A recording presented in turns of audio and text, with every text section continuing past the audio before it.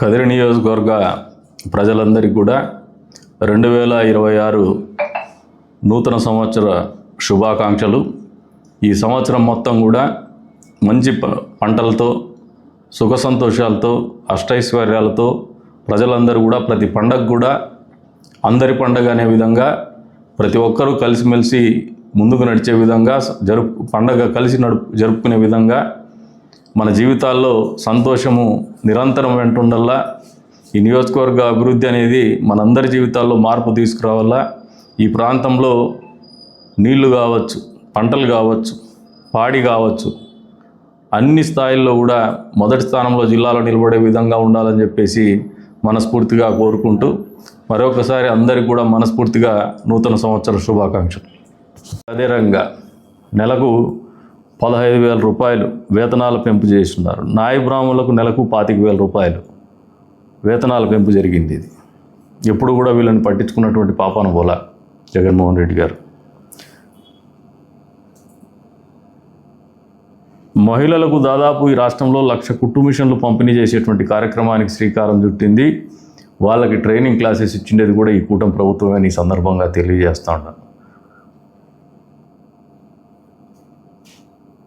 విద్యాశాఖ మంత్రిగా ఉన్నటువంటి నారా లోకేష్ గారి ఆధ్వర్యంలో ఆయన మంత్రిత్వ శాఖలో ఇచ్చినటువంటి మాట కట్టుబడి దాదాపు ఎన్ని అవాంతరాలు వచ్చినా, ఎన్ని కోర్టు కేసులు వచ్చినా అన్నిటిని కూడా సామరస్యంగా పరిష్కరించుకుంటూ 15,941 టీచర్ పోస్టుల భర్తీ జరిగిండేది నారా లోకేష్ గారి ఆలోచన విధానానికి, ఇచ్చిన మాట కట్టుబడే విధానానికి, ఆయన స్ఫూర్తికి, ఆయనకున్నటువంటి ఆశయ సాధనకు, సంకల్పానికి ప్రతిరూపంగా నిలుస్తోంది. ఎందుకంటే ఆ ఈవెంట్ని మేము కూడా కదిరి వాళ్ళు కూడా చాలామంది సెలెక్ట్ అయినారు.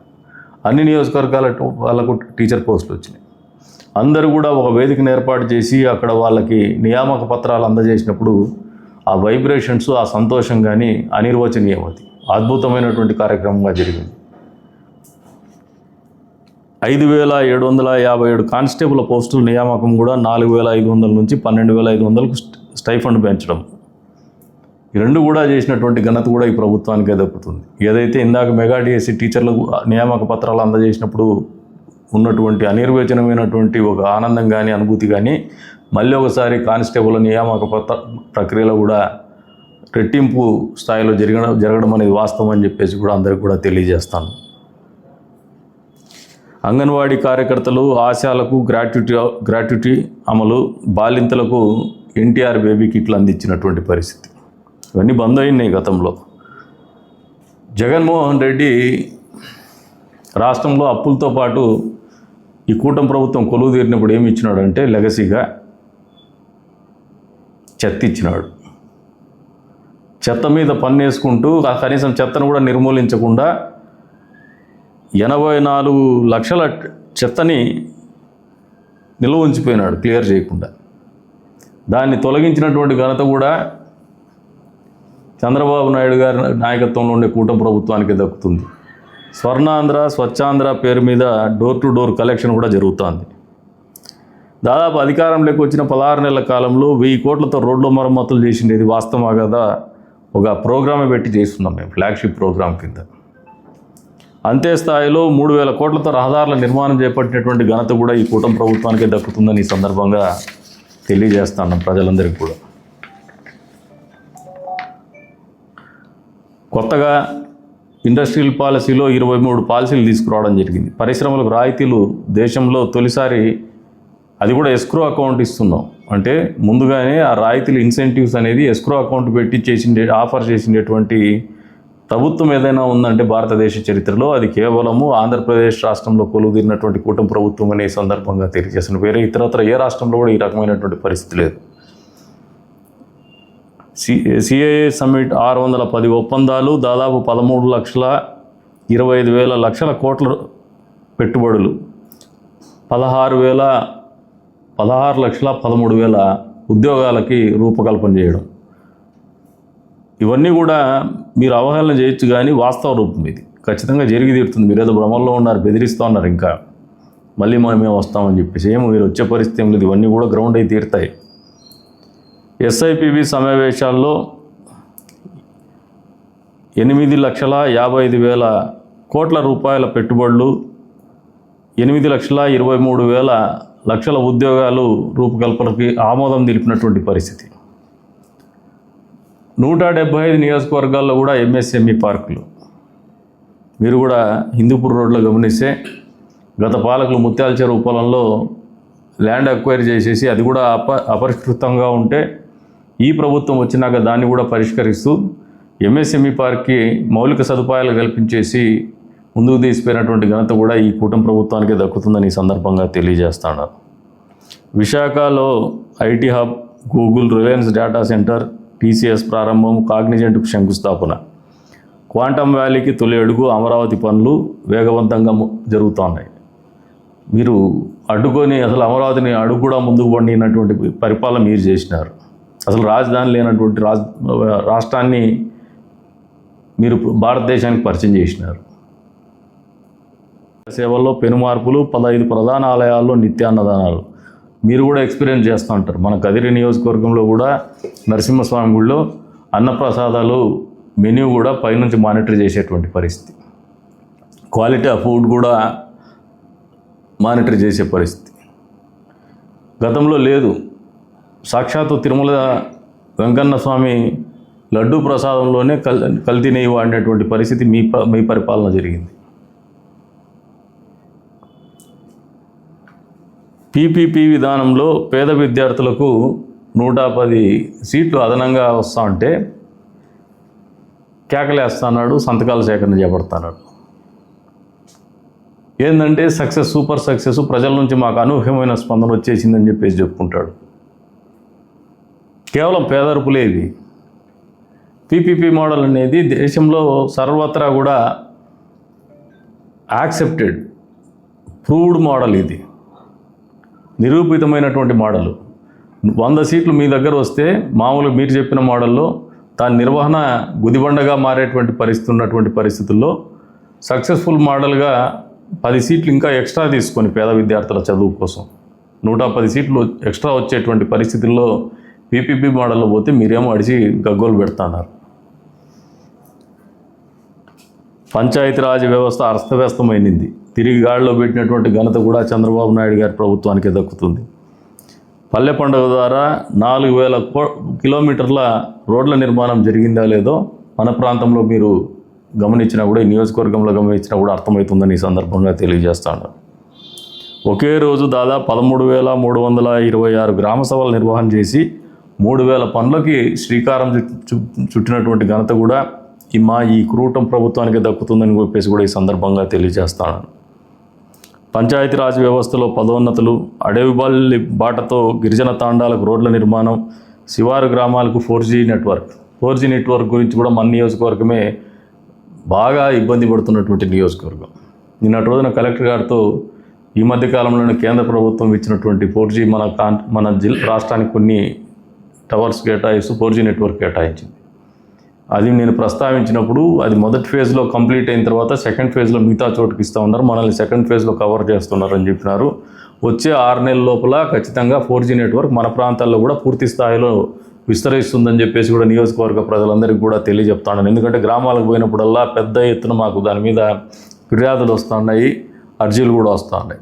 అందుకనే ప్రజలందరికీ సవినయంగా తెలియజేస్తాను, 6 నెలల పాటు ఓపిక పట్టండి. ఖచ్చితంగా 4G నెట్వర్క్లు ఎక్కడైతే నెట్వర్క్ లేదో మొబైల్ నెట్వర్క్ అన్ని గ్రామాలకు కూడా 4G నెట్వర్క్ విస్తరించేటువంటి కార్యక్రమం కూడా పూర్తి చేస్తామని సందర్భంగా తెలియజేస్తాను. 15th ఫైనాన్స్లో డబ్బులు రిలీజ్ చేసినాం.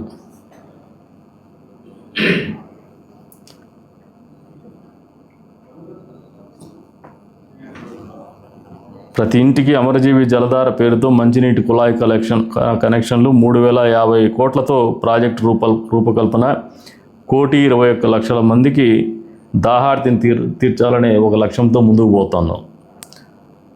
హంద్రీనీవా 100 రోజుల్లోనే హంద్రీనీవా కాలువల విస్తరణ చేసినాం, లైనింగ్ పనులు కూడా చేసినాం. ఈ రోజున మీరు ఈ నియోజకవర్గంలో గమనిస్తే మన నియోజకవర్గంలో కూడా ఊహించని రీతిలో రైతాంగం కూడా ఊహించలే మా ఇన్ని చెరువులకు నీళ్ళు ఇస్తారని చెప్పేసి.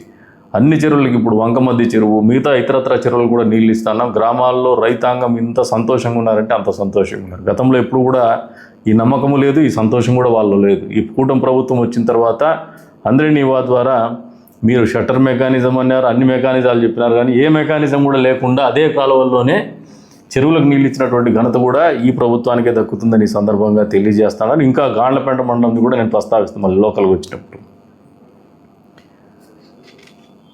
ఇప్పుడు ఈ సమర్థ నీటి నిర్వహణతో దాదాపు గ్రౌండ్ వాటర్ టేబుల్ అనేది 6.08 మీటర్ లెవెల్లోకి వచ్చిందంటే ఇది ఒక అచీవ్మెంట్. అది చంద్రబాబు నాయుడు గారి దూరదృష్టికి, వాటర్ మేనేజ్మెంట్లో ఆయనకు ఉన్నటువంటి ఒక పట్టుదలకి, ఆర్గనైజేషన్ స్కిల్స్కి దర్పణం పడుతుందని చెప్పేసి కూడా ఈ సందర్భంగా తెలియజేస్తాను. పోలవరం కూడా పరుగులెడుతోంది. R&R ప్యాకేజ్ చెల్లింపులు జరిగిపోయినాయి. వేగంగా వెలుగొండ పనులు జరుగుతున్నాయి. రికార్డు స్థాయిలో ధాన్యం సేకరణ 24 గంటల్లో జమ చేసినాం. గతంలో మీరు చేయలా, డబ్బులు ఇవ్వాలా, రైతాంగం భయపడేది, మార్కెట్ యార్డులు ఖాళీ కొట్టేది. ఈ ఖరీఫ్ సీజన్లోనే 34.23 లక్షల మెట్రిక్ టన్నుల ధాన్యం సేకరించినాము. 5,48,000 మంది రైతులకు 8,120 కోట్ల రూపాయలు జమ చేసినటువంటి ఘనత కూడా ఈ ప్రభుత్వానికి దక్కుతుంది, మా ప్రభుత్వానికి దక్కుతుందని ఈ సందర్భంగా తెలియజేస్తున్నాను. మార్కెట్ ఇంటర్వెన్షన్ అనేది గతంలో చంద్రబాబు నాయుడు గారు మొట్టమొదటిగా నూతన నవ్యాంధ్రప్రదేశ్లో మొట్టమొదటిసారి కొలువు తీరినప్పుడు మార్కెట్ ఇంటర్వెన్షన్ అనేది ఒక పాలసీ తీసుకొచ్చారు. ఎక్కడైనా కూడా మద్దతు ధర లేనప్పుడు మళ్ళీ మద్దతు ధర అనేది ప్రభుత్వం మధ్యలో కల్పించుకొని మార్కెట్ ఇంటర్వెన్షన్ చేయడం అనేది రైతాంగం నష్టపోకుండా చేయాలనే ఆలోచనతో చేసినటువంటి కార్యక్రమం. మళ్ళీ ఒకసారి మార్కెట్ ఇంటర్వెన్షన్ పేరు మీద పొగాకు, మామిడి, కోకో, ఉల్లి సహా పంటలకి 1,100 కోట్ల రూపాయలు పైగా సాయం అందించినటువంటి ఘనత కూడా మా ఈ ప్రభుత్వానికి దక్కుతుందని సందర్భంగా తెలియజేస్తాను.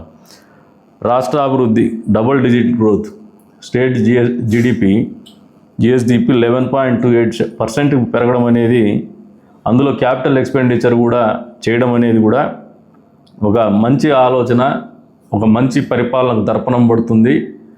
అప్పుల ఊబిలో కూరుకుపోయినటువంటి రాష్ట్రాన్ని అభివృద్ధి వైపు, ఆర్థిక స్థిరత్వం వైపు, అప్పులు కట్టుకునేటువంటి స్థాయికి, తిరిగి చెల్లించే స్థాయికి తీసుకుపోయేటువంటి పరిస్థితి, రీషెడ్యూల్ చేసుకునే దాంట్లో కూడా హైయెస్ట్ రేట్ ఆఫ్ ఇంట్రెస్ట్తో డబ్బులు తెచ్చుకున్నటువంటి జగన్మోహన్ రెడ్డి పాలనకి ఆ రేట్ ఆఫ్ ఇంట్రెస్ట్ కూడా కట్ డౌన్ చేసుకొని FRVM రేషియో పెంచుకొని ఈరోజు తక్కువ వడ్డీకి రీషెడ్యూల్ చేసుకున్నటువంటి ఘనత కూడా ఈ ప్రభుత్వానికి దక్కుతుందని సందర్భంగా తెలియజేస్తున్నాను. రాష్ట్ర వ్యాప్తంగా రెవెన్యూ సదస్సులు, రాజముద్రతో పట్టాదారు పాస్ పుస్తకాలు, నాలా చట్టం రద్దు. జగన్మోహన్ రెడ్డి పాస్బుక్ల మీద మన ఆస్తులకి ఆయన ఫోటో పెట్టుకున్నాడు, ఏదో మళ్ళీ ఆయన గారు ఆస్తి ఇచ్చినట్టు.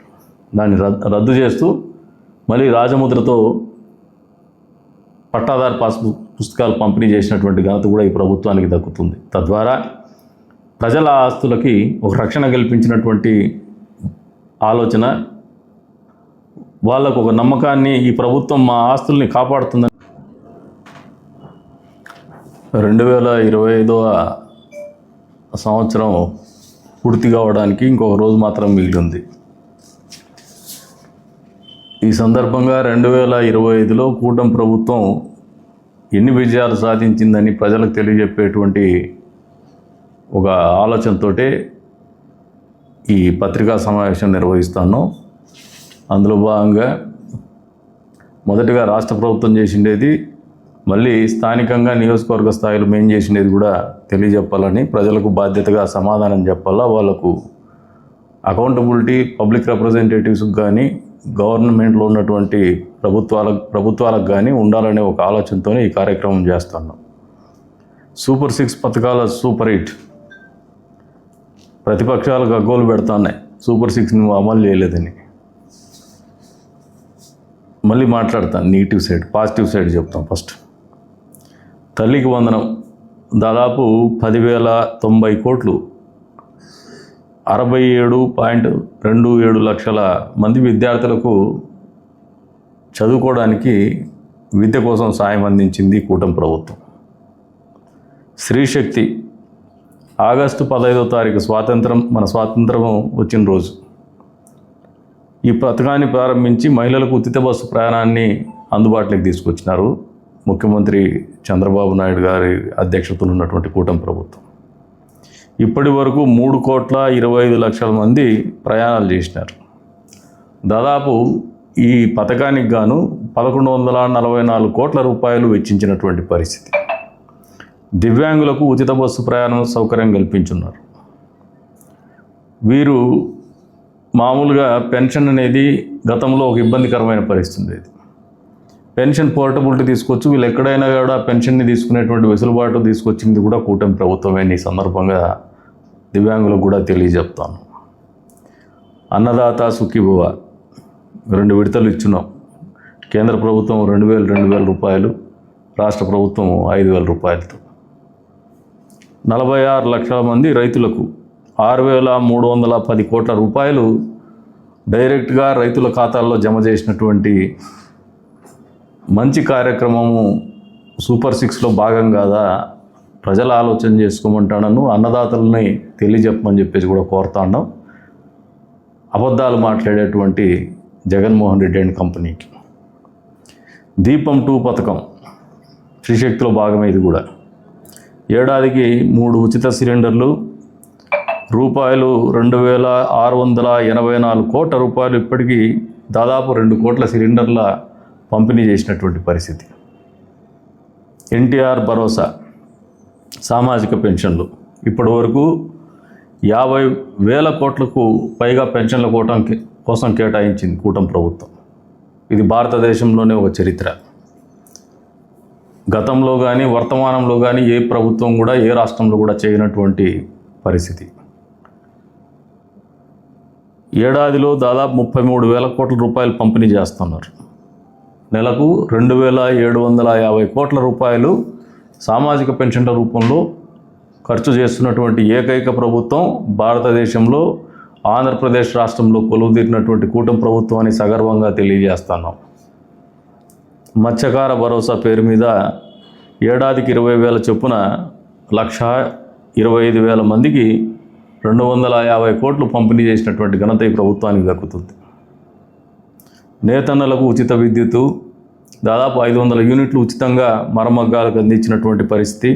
మగ్గాలకు 200 యూనిట్లు ఉచితంగా అందిస్తున్నటువంటి పరిస్థితి నేతన్నలు అర్థం చేసుకోవాలని చెప్పేసి కూడా కోరుతా ఉన్నాం. ఆటో డ్రైవర్ల సేవలో ఒక మంచి కార్యక్రమం మేము కూడా పాల్గొన్నాం. ఏడాదికి 15,000 రూపాయలు, దాదాపు 436 కోట్ల రూపాయలు జమ చేసి 2,90,000 మంది లబ్ధిదారులకు లబ్ధి చేకూర్చినటువంటి ఘనత ఈ కూటమి ప్రభుత్వానికి దక్కుతుందని చెప్పేసి కూడా ఈ సందర్భంగా తెలియజేస్తాను. అన్నా క్యాంటీన్ని మేము నిర్వహిస్తామంటే మొదటిసారి నవ్యాంధ్రప్రదేశ్లో మొట్టమొదటిసారిగా కొలువుదీరినటువంటి కూటమి ప్రభుత్వం. అప్పట్లో ప్రతిపక్షంగా ఉన్నటువంటి జగన్మోహన్ రెడ్డి రూపాయికే భోజనం అని చెప్పేసి రోజక్క, ఇంకా ఆయన మంగళగిరిలో ఒక ఆయన, వీళ్ళు భోజనాలు పెట్టేసినారు. అధికారంలోకి వస్తానే అన్నా క్యాంటీను బంద్, రూపాయి భోజనము బంద్. మా ప్రభుత్వం కొలువు తీరిన వెంటనే అన్నా క్యాంటీన్ల రూపంలో 204 అన్నా క్యాంటీన్లు ఇప్పటి వరకు 4 కోట్ల భోజనాలు అందిస్తున్నటువంటి ఘనత కూడా, 4 కోట్ల మందికి ఇప్పటిదాకా భోజన సదుపాయం కల్పించినటువంటి ఘనత కూడా ఈ కూటమి ప్రభుత్వానికి, చంద్రబాబు నాయుడు గారికి దక్కుతుందని సందర్భంగా తెలియజేస్తాను. గీత కార్మికులకు ఏదైతే మద్యం టెండర్లు కూడా 10% షాపులు వాళ్ళకే కేటాయించినారు రిజర్వేషన్ కూడా. తద్వారా కల్లు గీత కార్మికులకు వృత్తిగా ఉన్నటువంటి మద్యం షాపుల్ని వాళ్ళకి రిజర్వేషన్ కేటగిరీలో ఇవ్వడం అనేది ఒక ప్రత్యేకమైనటువంటి నిర్ణయంగానే నేను కూడా భావిస్తాను. ఎస్సీ వర్గీకరణ ఎక్కడ కూడా డిస్ప్యూట్ లేకుండా జరిగింది. అదొక హిస్టారికల్ ఈవెంట్. స్వర్ణకారులకు ప్రత్యేక కార్పొరేషన్ ఏర్పాటు ఇచ్చినటువంటి యువగలంలో మా యువ నాయకుడు నారా లోకేష్ గారు ఇచ్చినటువంటి హామీ మేరకు కూటమి ప్రభుత్వం కొలువుదీరిన మొదటి సంవత్సరంలోనే మత్స్యకారులకు, స్వర్ణకారులకి కార్పొరేషన్ ఏర్పాటు చేసినటువంటి ఘనత కూడా ఈ ప్రభుత్వానికి దక్కుతుందని సందర్భంగా తెలియజేస్తాను. ప్రత్యేకించి మైనారిటీ సోదరిమణులు అర్థం చేసుకోవాలి. గతంలో ఇక్కడ ఒక ప్రజాప్రతినిధి కూడా నేను మైనారిటీల పక్షపాతి అన్నాడు, కానీ చేసింది ఏం లేదు. దుల్హన్ పథకం చివరి సంవత్సరంలో ఎలక్షన్స్ ముందు అనౌన్స్ చేసి దానికి 10th క్లాస్ కంపల్షన్ పెట్టినారు, 10th పాస్. జగన్మోహన్ రెడ్డి మాత్రం 10th పాస్ కానక్కర్లే, ముఖ్యమంత్రిగా కొలువు తీరినాడు. మరి 3,670 కోట్ల వ్యయం ఇప్పటిదాకా మైనార్టీ సంక్షేమం కోసం ఖర్చు పెట్టింది ప్రభుత్వం.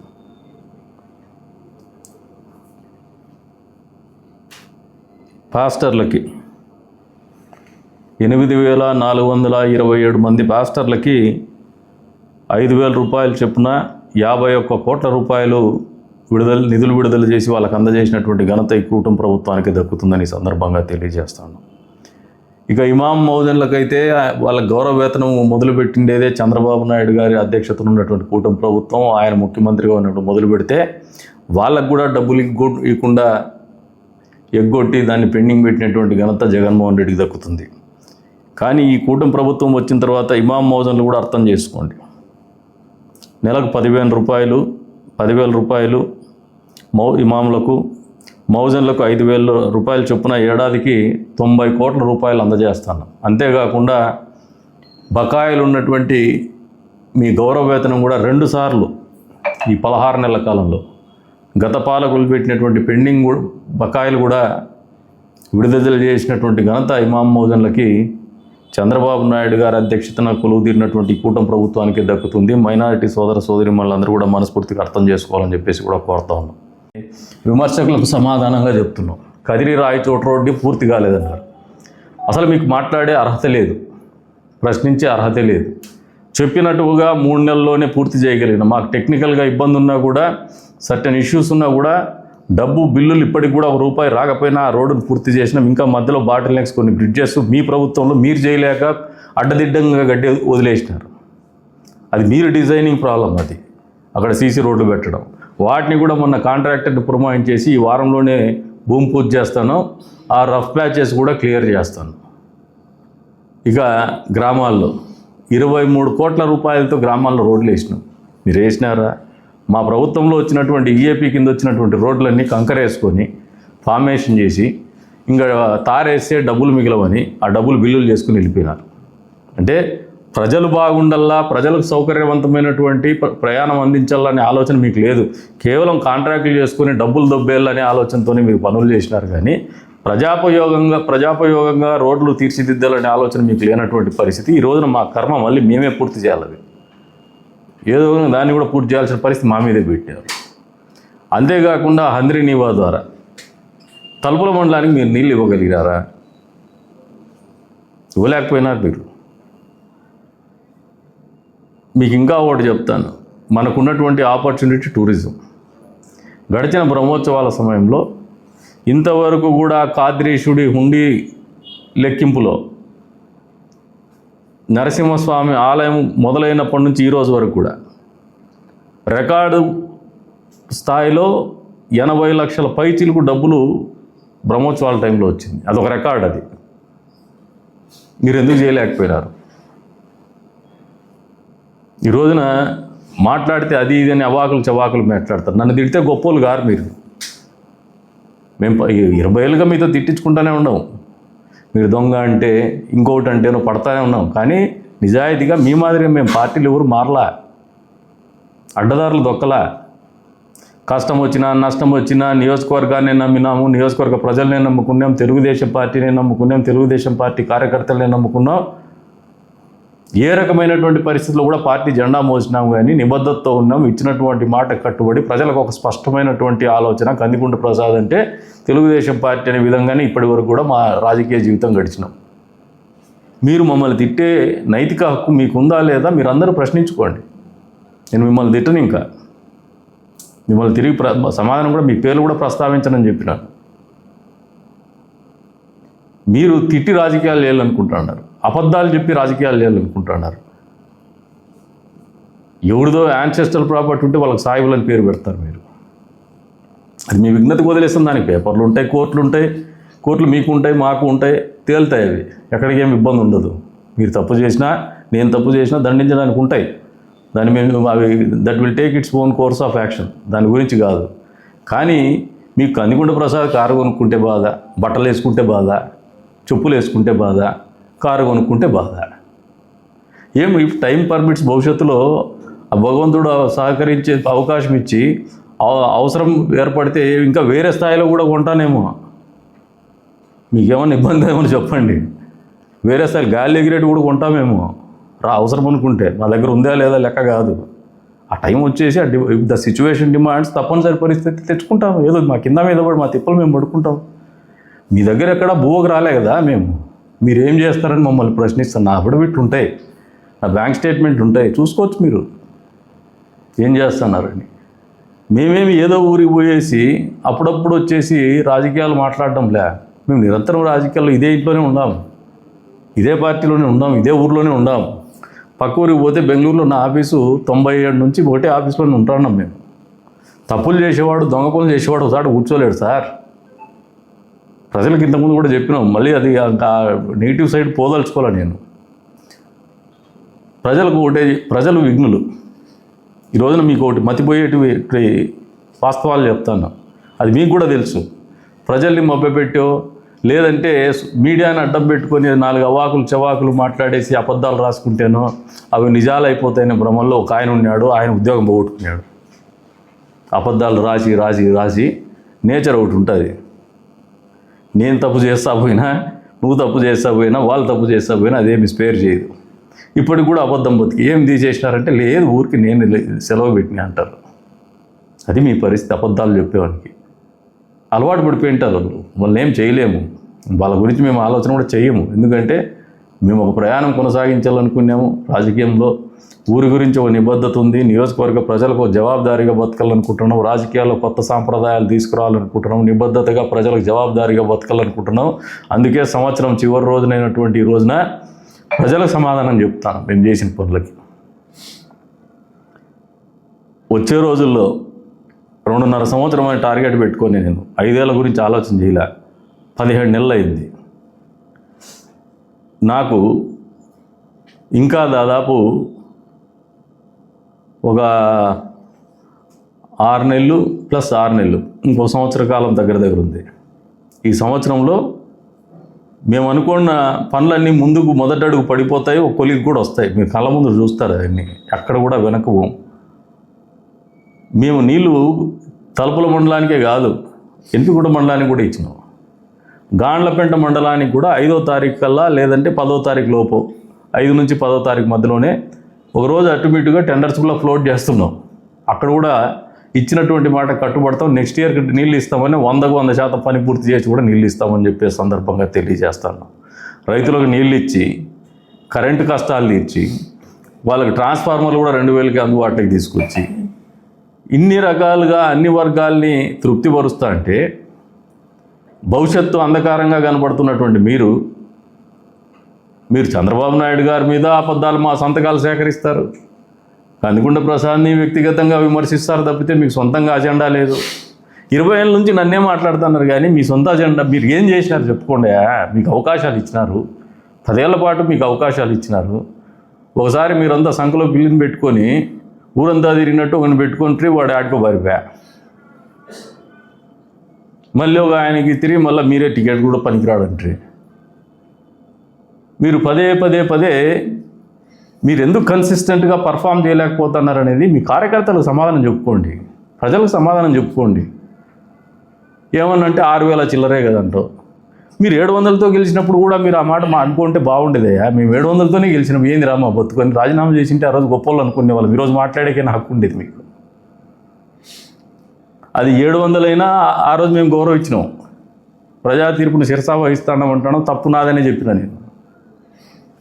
ఈరోజు కూడా 6,000 చిల్లరైనా ప్రజలు నన్ను ఇంకా బాగా, నేను ఇంకా సరిగ్గా ప్రజలకు చేరువు కాలేదేమని ఒళ్ళు దగ్గర పెట్టుకుని పనిచేస్తాను. నేను రాత్రింబోళ్ళు కష్టపడతాను, వాళ్ళ మన్ననలు పొందాలరా. నేను 20 ఏళ్ళుగా నన్ను గౌరవించింది నియోజకవర్గం అనే ఒక ఆలోచనతో ముందుకు పోతున్నాం. 2026లో కూడా మా అజెండా ఒకటే, కాన్స్టిట్యున్సీ డెవలప్మెంట్. మీ ఉడత ఊపులకు భయపడం, మేము విమర్శలకు వెరవం, తప్పు చేసి ఏలెత్తి చూపించుకునే పరిస్థితుల్లో రాజకీయాలు చేయం, దొంగ పనులు చెయ్యం, దొంగ పనులు చేయనీయం, శాంతి భద్రతలు కాపాడుతాం. అడ్డగోలు రాతలు, అడ్డగోలు మాటలు మాట్లాడితే పీడీ యాక్ట్లు ఖచ్చితంగా ఉంటాయి. డొకోటా చెంబులు చూపించుకొని, డొకోటా ప్లేట్లు చూపించుకొని, టోపీ మాటలు మాట్లాడుకొని, రాజకీయాలను అడ్డం పెట్టుకొని మేము నాయకులం అనుకుంటే బట్టలు కూడా తీస్తారు, తోలు తీస్తారు. అక్కడ కూడా తప్పించుకోలేరు. 2026 అనేది మీకు జరిగి తీరుతుంది, రాసి పెట్టుకో. ఈ నియోజకవర్గంలో ఇప్పటికే లా అండ్ ఆర్డర్ అనేది ఒక స్థాయికి తీసుకొచ్చినాం, అది వేరే స్థాయికి కూడా తీసుకుపోతాం. ఎందుకంటే మాకు అభివృద్ధి ముఖ్యం. లా అండ్ ఆర్డర్ ఉంటేనే, భూముల దొంగ పనులు జరగకపోతేనే, అక్రమ లేఅవుట్లు వేయకపోతేనే, సక్రమమైనటువంటి లేఅవుట్లు వేసుకొని ప్రజలకు మంచి చేస్తేనే నియోజకవర్గం బాగుపడుతుందని బలంగా నమ్ముతాను. ఎంతసేపు మీరు నన్ను మాట్లాడతారు? ప్రభుత్వం 2 అవకాశాలు ఇచ్చింది. ఒకసారి లేఅవుట్లని రెగ్యులరైజ్ చేసుకోండి అని, ఇంకోసారి బిల్డింగ్స్ రెగ్యులరైజ్ చేసుకోండి అని. ఎంతమంది అప్లికేషన్స్ పెట్టుకున్నారయ్యా మీ రియలేటర్స్ అని చెప్పుకునే బ్రోకర్స్? మీకు బేసిక్స్ లేవు, జెస్చర్ లేదు, ప్రజల బాగోగులు లేదు, ఊరు బాగోగులు లేదు. తీసుకొచ్చి 8 అడుగుల రోడ్లు, 6 అడుగుల రోడ్లు, డబుల్ రిజిస్ట్రేషన్లు, టైటిల్ క్లియర్ లేనివన్నీ నెత్తినేసేసి మీ అవసరాల కోసం 2 రూపాయలు మిగిలేదానికోసం నెత్తినేసేసి వెళ్ళిపోతున్నారు. ఇటువంటివి 2026లో ఇంకా పగడ్బందీగా చేస్తామని చెప్పేసి కూడా ఈ సందర్భంగా తెలియజేస్తాను. 25లో కట్టడి చేయగలిగినాం, చేసినాం. వచ్చే రోజులు ఇంకా కట్టడి చేస్తాం. ఇంకా అక్రమ మైనింగ్ చేసే వాళ్ళు ఉన్నారు, ఎగుళ్ళు వేస్తున్నారు చాలా గొప్పగా. తొందరలోనే మీ అక్రమ మైనింగ్ కూడా డమాల్ పటాకే. ఏం మొహమాటం పెట్టుకోవద్దండి. 2026 అనేది తెలుగుదేశం పార్టీ జెండా మరింత పై స్థాయికి ఎదిగే రకంగా ప్రతి గ్రామంలో కూడా గ్రామ సభలు పెట్టమని చెప్పేసి మా పార్టీ క్యాడర్కి చెప్పున్నాము. కొత్తగా ఎన్నికైనటువంటి మండల పార్టీ కన్వీనర్లకు చెప్పినాం. ప్రతి గ్రామంలో మీటింగులు జరుగుతాయి, ప్రతి మండలంలోనూ మీటింగులు జరుగుతాయి, ప్రతి బూత్లో కూడా మీటింగులు జరుగుతాయి. ప్రతి ప్రజల సమస్యలని వింటాము, సమస్యల పరిష్కారానికి పనిచేస్తాము. ఏ ఎన్నిక కూడా ఓడిపోమని చెప్పినాం, ఓడిపోకుండానే పార్టీని నడిపిస్తాము. కొత్త రకమైనటువంటి రాజకీయం అనేది మీరు చూస్తున్నారు. ఇంకా సరికొత్త రాజకీయాన్ని కూడా పార్టీని ఎట్లా నడపాలని మమ్మల్ని చూసి మీరు నేర్చుకునే విధంగానే భవిష్యత్తులో ప్రణాళికను రూపుదిద్దుకుంటాం. 26 అనేది మీకు ఒక పాఠంగా రాజకీయాన్ని నేర్పిస్తామని చెప్పేసి కూడా సందర్భంగా తెలియజేసుకుంటూ నియోజకవర్గ అభివృద్ధికి కట్టుబడి ఉన్నాం. 25లోనూ అదే ఉన్నాం. మా శక్తి మేర నియోజకవర్గ అభివృద్ధికి పనిచేసినాం. 26లో రెట్టింపు ఉత్సాహంతో, రెట్టింపు పట్టుదలతోనే నియోజకవర్గ అభివృద్ధికి మేము అనుకున్నటువంటి అన్ని స్థాయిల్లో అభివృద్ధికి కూడా కట్టుబడి పనిచేస్తామని ప్రజలకు జవాబుదారీగా తెలియజేస్తాను.